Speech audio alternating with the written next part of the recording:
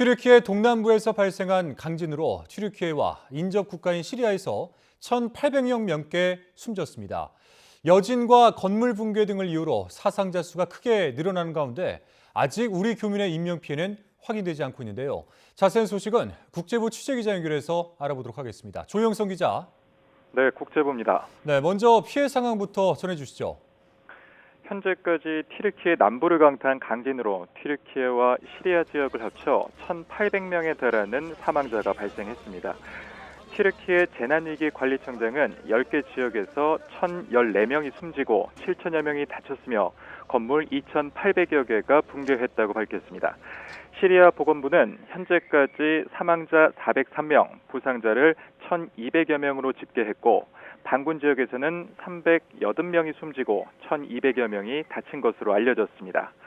우리나라 외교부는 현재까지 접수되거나 파악된 우리 국민 사상자는 없다고 밝혔습니다. 지진 피해 지역은 외교부 여행경보 3단계로서 출국이 권고되는 곳이어서 여행객이 거의 없는 곳입니다. 네, 그리고 이 피해를 키운 이유로 잇따르고 있는 여진도 꼽히고 있는데요. 본진에 버금가는 규모의 여진 발생했군요. 그렇습니다. 최초 지진은 새벽 4시 17분쯤 튀르키예 남부 도시 가지안테프에서 33km 떨어진 내륙 지역에서 발생했습니다. 지진 규모는 7.8로 이는 1939년 이후 튀르키예에서 기록된 가장 강력한 지진 수치입니다.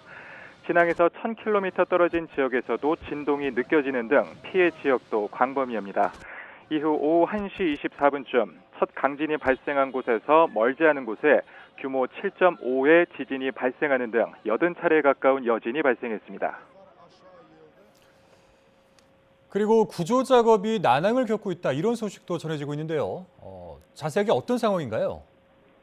안타깝게도 사상자 수는 계속 늘어날 것으로 보입니다. 튀르키예는 10개 피해 지역에 구조대와 보급 비행기를 급하는 동시에 최고 단계인 4단계 경보를 발령했습니다. 에르도안 대통령은 피해 규모를 예상하기 힘들다며 추운 날씨에다 새벽에 발생한 지진으로 상황이 매우 어렵지만 모두가 힘을 놓아 노력하고 있다고 말했습니다. 인접국가인 시리아는 10년 넘는 내전으로 인프라가 낙후됐고 부실한 신규 건축물이 많아서 지진 충격에도 쉽게 무너진 것이 피해를 키운 것으로 파악됐습니다. 국제사회 지원도 이어지고 있습니다. 백악관은 가장 먼저 성명을 내며 필요한 모든 지원을 제공할 준비가 돼 있다고 밝혔고 유럽연합과 북대서양 조약기구도 긴급 구호팀을 급파하기로 하며 일부는 이미 현지로 출발했습니다. 나토 가입 문제를 두고 관계가 소원했던 스웨덴과 핀란드를 비롯해 전쟁 중인 우크라이나와 러시아도 애도를 표하며 구호 작업 의지를 밝혔습니다. 네, 해당 지역은 원래 지진이 자주 나는 곳인가요?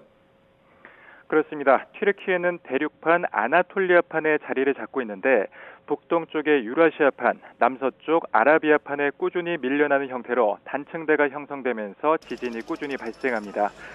지난 2020년 1월과 10월에도 규모 6.7과 7의 지진이 발생해 수십 명이 숨졌고 멀리는 1939년에 규모 7.8로 3만 명이 1999년에는 17,000명 넘게 목숨을 잃은 것으로 집계됐습니다.